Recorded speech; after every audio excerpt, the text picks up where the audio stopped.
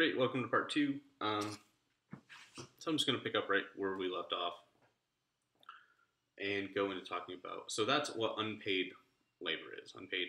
Um, we have to contrast that with unpaid work.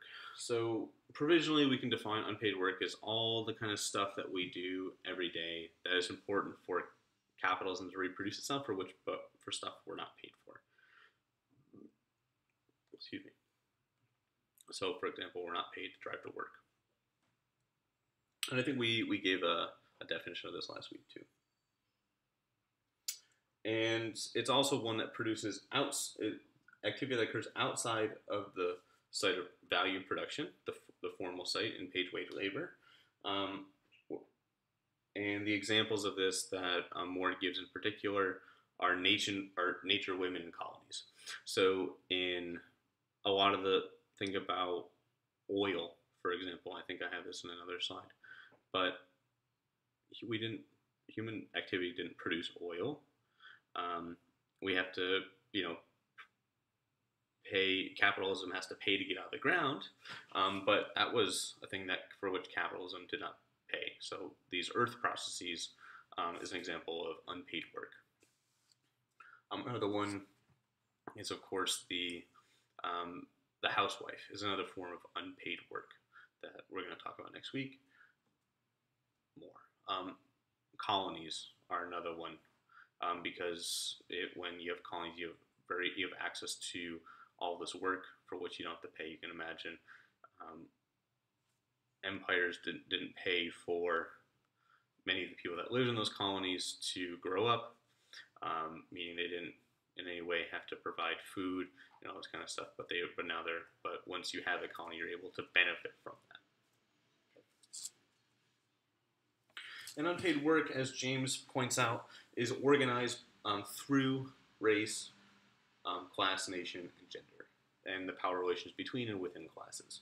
So for James, race and gender and nation are what she calls are forms or types of class or divisions they're in, which we'll talk about more in a minute. But generally, these reflect a certain amount of social power.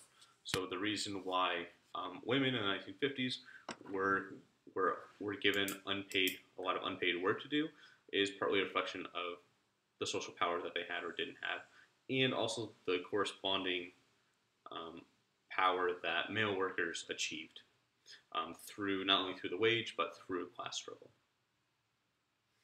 This is what Federici. I don't think we're gonna read this piece. Calls Patriarchy of the Wage, where men have access to the wage. In our capitalism, of course, the wage is a form of social power that women were excluded from. Race is a similar metric in the United States. So you think about black people in the United States had less access to the wage, which means that they had less social power because they couldn't. Because if you're not being paid, that means that your work is less valued than other work. So and of course, and again, we're going to talk about this more later, but if you're a worker and you're working to produce stuff, the capitalist needs you to be doing that in order to produce a profit. When you stop doing that, or you mess it up in certain ways, you sabotage the assembly line, right? That is that's a social power that you have by virtue of being in a paid wage position. So Pupo and Duffy, they also talk about how unpaid work can be a form and is aligning with volunteerism. I like this piece a lot because it kind of expands what we've been. It kind of brings forward. We're reading some older material, as you know. The Moore piece and the Pupo. The Moore piece is very new, and the Pupo and Duffy piece is a little less new, but still up there. And they kind of buttress James and talk about. Pupo and Duffy point out that there's three important elements when imagining unpaid work, namely the extent to which unpaid work is coerced or voluntary, Again, this is this idea of volunteerism, and if work, sometimes you have workers that are working next to each other, and some are volunteers and some are unpaid in a different, but they're coerced, and other people are paid to do that job.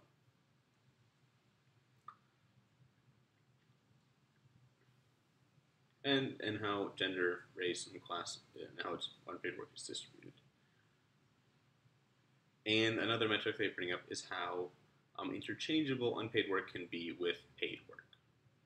So you can imagine now we live in a very commodified society, so you can pay someone to do almost anything, and most of the things that we can produce ourselves, we can probably more cheaply buy or buy on the market.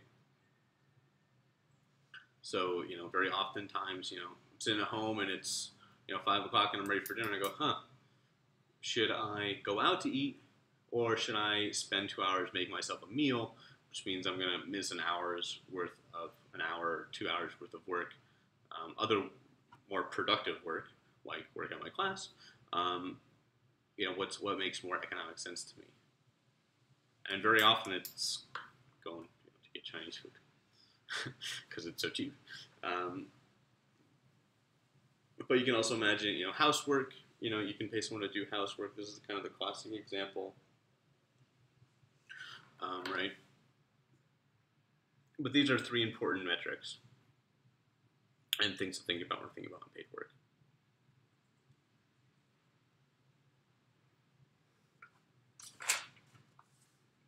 Now, this brings up from my perspective, a really interesting question. And the question is, how does unpaid work and unpaid labor fit together? In part, this is a reflection of thinking about, we just had this big long discussion about unpaid labor. Unpaid labor just is, when it comes down to it, is human activity that produces value on the job, for a place you're being paid. But it's actually time for which you are unpaid.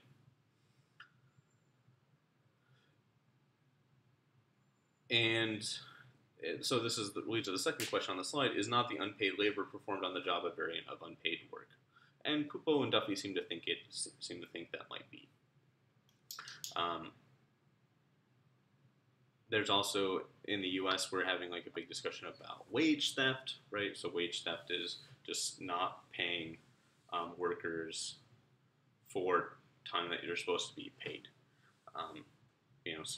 Stealing hours, making people work before they clock in, making people work after they clock in, not paying people for the full number of hours that they work, right? But in Marxist theory, this gets a little, it's not nonsensical, but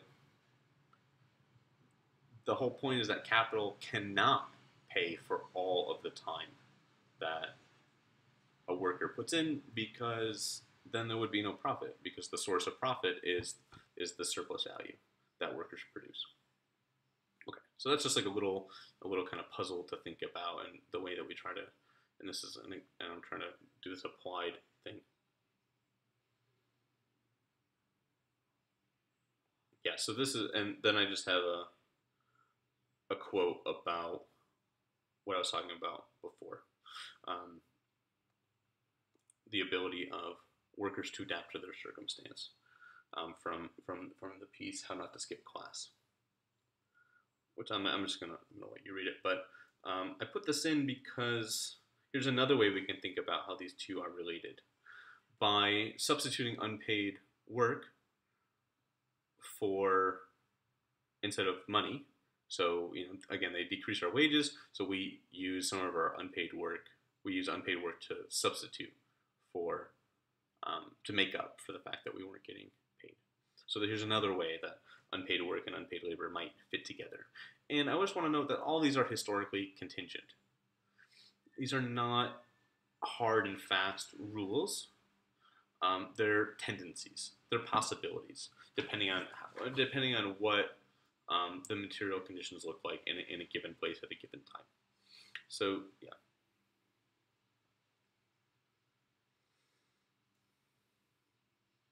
And also, of course, this is the ultimate kind of form of unpaid work is that, and is that all of us, we get the wage, we get the we or some of us get the wage, um, but by and large, we are produced and reproduce our labor power, our capacity to work, our capacity to perform wage work is all unpaid, right? Going to school is largely unpaid.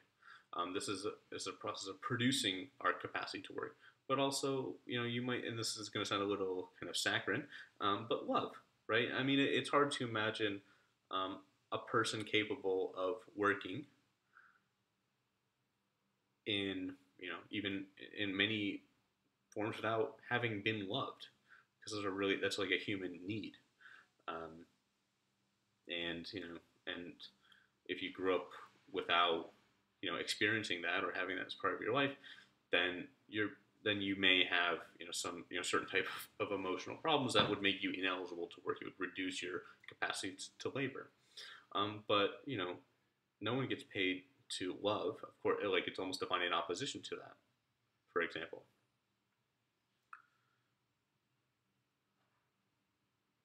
Yeah. Okay.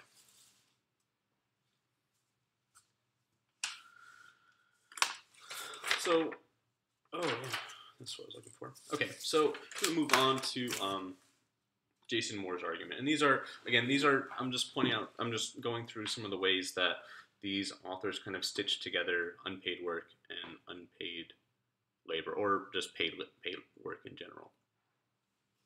And kind of we're at the point where um, unpaid work enables um, paid wage labor to exist, in part because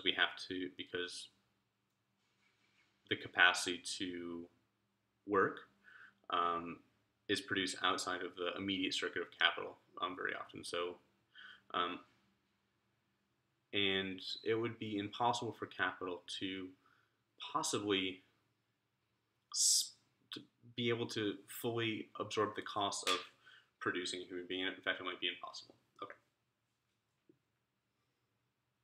So Jason Moore's project, in case you didn't get it throughout the thing, is to think about how do we incorporate the claims of environmentalists and kind of environmentalist thinking within Marxist theory, and Marxist theory of value in particular.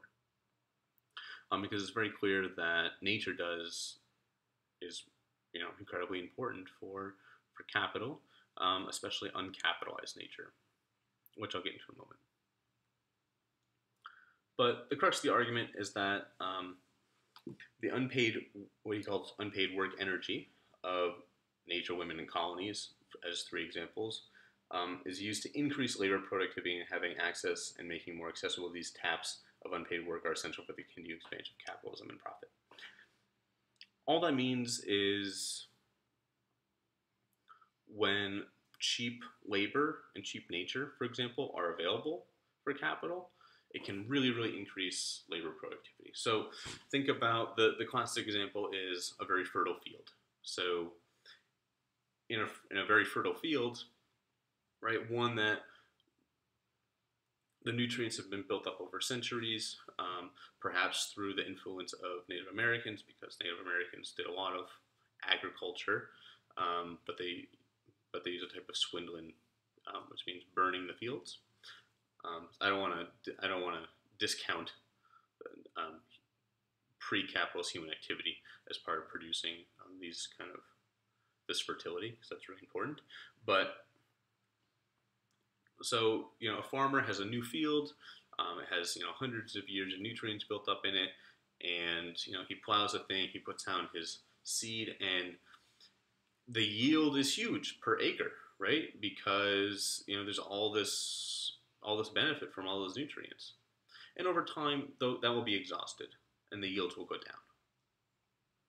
Okay, so that's one example where nature, untapped nature, greatly increases labor productivity, because he's putting in the same amount of work every year, right? To till the thing and plant the seeds and all that. But the yield goes down year to year to year because there's less nutrients, and the only way to replenish it might be to put fertilizer on it or a way to fill fallow or something like that. But again, that costs money or time, and again, they're interchangeable within the system.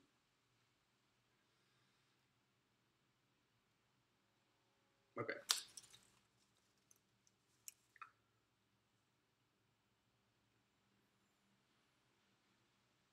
I feel like I had more about this in my notes.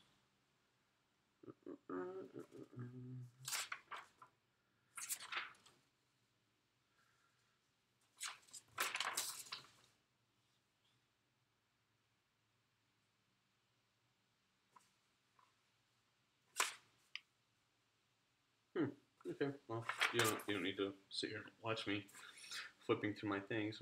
I thought I had some more notes about Moore's argument, but I guess not. Okay, so and for Moore, we can kind of measure unpaid work by how capitalized, he calls it uncapitalized nature.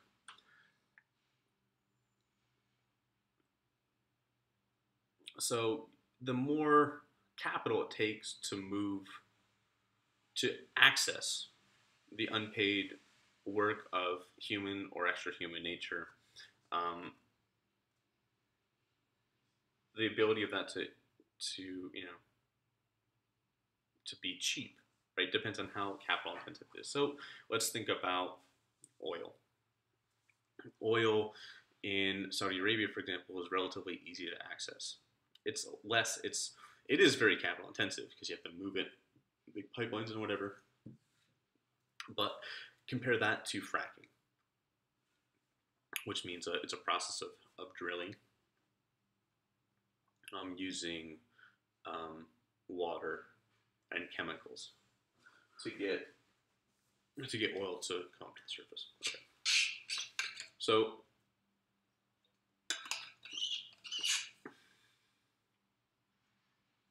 the latter is much more capital intensive, which means that it takes a lot more. It takes a lot more capital to produce a single unit of oil and access to that unpaid work. So this is just a metric that we can kind of measure unpaid work on. You can also do this with humans, right? So let's take a peasant. A peasant is a person who mostly gets their livelihood from the land, from a plot of land that they till themselves or with their families. That's where they get most of their calories from. Cool. So they're very uncapitalized insofar as they don't necessarily have to go to work every day and earn a wage in order to, have a capacity to labor. That means that their reproduction is largely outside the circuit of capital, outside of the direct circuit of capital. But take the 1950s housewife. This was a person that was unpaid, absolutely. But they ate the same food that their husbands did and their children. They still had to, they still lived in the house. So they were reproduced within the circuit of capital, but more so than the peasant. But they're still unpaid. So we say that they were remunerated in some fashion. This is not to say fairly, right? Or paid the full amount, or that their position was not one of being oppressed in a manner, but just that they achieved or realized their reproduction through buying stuff on the market, through going to the grocery store, in a way that the peasant who grows his own food in his backyard doesn't. Okay. So what all this means is that for Moore, any reduction in the ability to access unpaid work, or when it becomes really expensive to access unpaid work, especially nature, can be a really big problem for capital. Capital, sorry, my screensaver came on. Capital for him has functioned through a frontier system where it accesses cheap nature pretty readily. Of course, using like technology and science and what have you, as he points out in his work. But when this is no longer available, when you don't have access to cheap oil any longer, or when we've seen a really big proletarianization of workers, meaning a lot more people depend on capital to reproduce themselves. They depend on their wage, which means that in some fashion, capital has to provide for that. Because their labor power is going to cost more than if they lived in a farming village and produced their own food and what have you, right? This can become a big problem for capital, and this is for him kind of what's occurring now is we're seeing the disappearance of what he calls the four chiefs. Okay. So moving on to kind of our last few slides here. For Moore, capitalism is a system. It is not just an economic process. So that means that the law of value that we talked about before is a system-wide phenomena. It's not just happening within the productive process. Now, this comports with this idea of the social factory, right? Now, this piece, I assigned this piece. It's not as great as I believed it was when I assigned it, but it does give us a good vocabulary in the social factory. Because what the social factory thesis claims is that value, or all the stuff that capitalism needs to produce profit, doesn't just happen on the shop floor, but in fact, the social as a whole has been organized as a profit-producing entity. And some of it intentionally so, some of it just by virtue of capitalism existing. Yep, takes place as a blah, blah, blah. So in schools and churches are part of that, and producing discipline. These are what Althusser calls the ideological state apparatuses, which you don't need to know too much about, but the idea is that these institutions help teach and demand from workers, a type of obedience that make them capable of working. It produces their labor power. It's an important moment of that. But then also, the outside workspaces are organized to benefit from unpaid work. So let's think about grocery stores for a minute. And I think I have a reading about this next week. But grocery stores, it used to be that you would go up to a guy at the counter and say, "Hey, I want that," and they would go and give it to you, and you'd say, "Oh, I don't like this," or send it back. Now, grocery stores are organized so that it takes us a lot of work to buy stuff. We got to walk through the aisles. We got to compare things. And actually, there's been some studies done that suggest that it's too much. Like they say there's so much choice that it's really, really difficult for us to make good, rational decisions, especially in complicated things like insurance.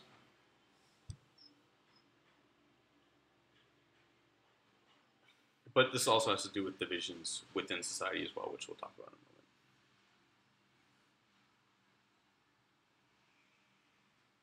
And as I alluded to earlier, there's all these divisions within the working class itself. So we have this expansive notion of the working class. There's all these different. This is what we talked about earlier, that race and gender and nation for James are variants or part of divisions within the working class, and they're used to divide people. And these are also metrics, or unwaged work is also part of this. It is part of the gendered and raced experience, which he calls the hierarchy of labor powers and scale to wages to correspond. So labor power is not just measured by your capacity to work and how much work you can do, but also by your gender and your skin color. And I think this kind of makes sense to us, right? Having grown up in a gendered and raced society. And again, wagelessness as an experience means that you have less social power. And so her project is think about how the wageless, the most disempowered, especially relative to unionized wage workers, is how wageless workers can, be part of the class struggle and push forward the anti-capitalist project. Okay, and the last thing I want to talk about, and in some ways maybe I should do, but is to realize that capitalism as a system is predicated on all these spatial divisions, spatial and actual divisions. So we have production versus reproduction, meaning production where values produce, and reproduction meaning where our ability to work, our capacity to labor is reproduced. And we're going to see more and more about this next week. This had to do with the spatial separation of the home that I referenced earlier, but also nature and society, right? This division. Think about what is nature as a unified whole. Not only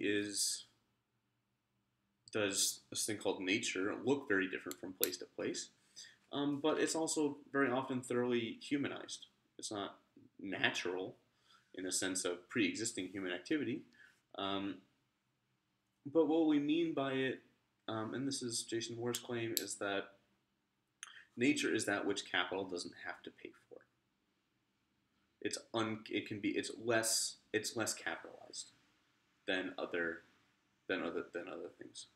Also relates to what's considered work and non-work, right? So the thing that capital doesn't have to pay for directly is considered non-work, and of course what is, and work, and of course we're complicating these things.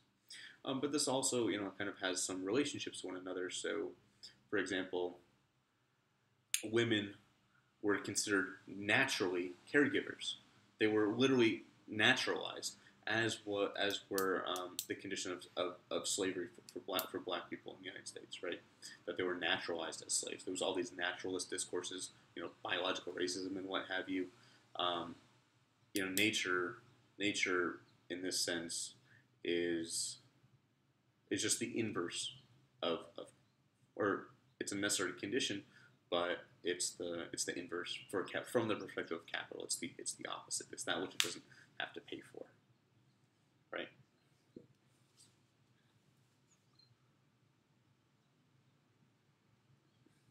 But also, of course, nature isn't producing value directly. Neither are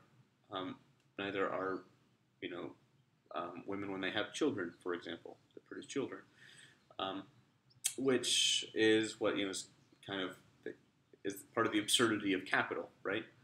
That these are considered non-work and non-value. It's insane, and we'll see this come up over and over again. And Moore calls it a weird, which it is. It's absurd. But in part, this is a reflection of time. So when you're at work, the concern is labor productivity. So producing, and that's regulated, as we said before, by the law of value. But nature isn't regulated by the law of value. It can't be. We can try, but that takes more and more capital to do that, to get it to try to comport with socially necessary labor time. But it took millions and millions and millions of years to produce that oil in the ground, right? I mean, it's like we can't demand nature to produce more oil. Similarly, the biological process of gestation and having a child is on a pace that capital does not dictate and cannot dictate. It can try, right? It can try to induce labor and all these things after 9 months or whatever, but these are things that capital cannot regulate. Furthermore, all the things that is considered non-work, non-productive of value, are things that go by their own pace. So for example, I have to show up for work in my other job. I have to show up for work at 11 o'clock, and I have to produce a certain amount of stuff during the day. I'm regulated. But housework, like doing the dishes, for example, I can. It doesn't matter. Capital doesn't care if it takes me, if I do them. Well, in a certain sense, it might care, right? Because at a certain point, I'm not going to have anything to eat off of, or I'll get sick or something. But it doesn't matter if I do them if it takes me 10 minutes or an hour, right? And it doesn't matter if I leave them for 2 days or 3 days or 4 days, right? It's not regulated directly by the law of value in terms of labor productivity.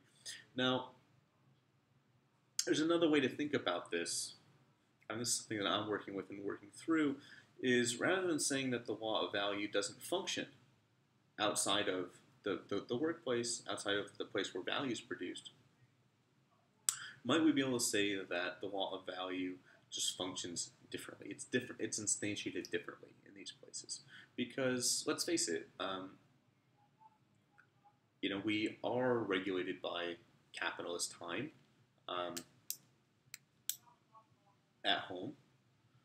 We're by the pace of capital. Um, I think of our unpaid work is regulated by that. So, for example, driving to work, right? We have to make sure that we can get to work in the appropriate amount of time. Um, Capital does care if it takes us 3 hours to get to work or it takes us 2 minutes to get to work, because that dictates when we have to leave and what type of vehicles we have to use. It can if it takes us too long to get to work, then maybe that means that we're going to be tired or whatever. Um, Similarly, standing in a line at a grocery store. This is part of the pace of capitalist production. Um,